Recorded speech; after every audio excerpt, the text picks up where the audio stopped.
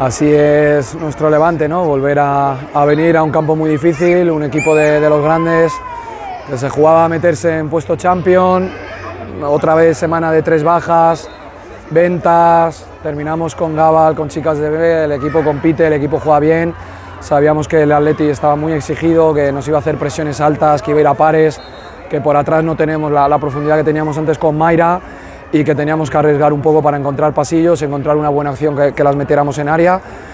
Las presiones altas también las encontraron cómodas para ellas en la Supercopa a pesar de ganar y querían encontrar las primeras conexiones con Lola. Bueno, el plan de partido lo hemos cambiado, creo que hoy necesitábamos otra cosa para poder ganar aquí después de, como venimos diciendo, de 3 semanas duras. Corazón, alma, fuerza, convencimiento para nuestras futbolistas de lo que están haciendo, que tiene mucho mérito y muy feliz por ello, hoy más que nunca.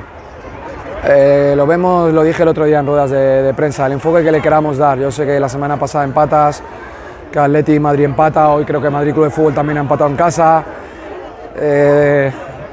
Estás en el mes de febrero, es un Levante que vuelve a estar tercero, que juega la semana que viene cuartos de final de Copa, que ha jugado la primera final, tiene mucho mérito. Yo creo que, y creo entender que la gente de fútbol valora todo lo que están haciendo estas futbolistas, tiene de verdad mucho mérito, mucho mérito.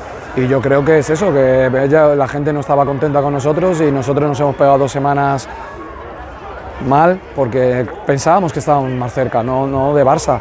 Y yo creo que ese ha sido el reflejo de un equipo, de que el otro día decían no está, no ha ido, ya se va, desbandada. Aquí no hay desbandada, aquí hay un equipo que va a competir hasta el 15 de junio, que de verdad le ha dolido perder una final o cómo perdió la final por nuestra gente, por el escudo que representamos y porque de verdad que creíamos que podíamos estar más cerca.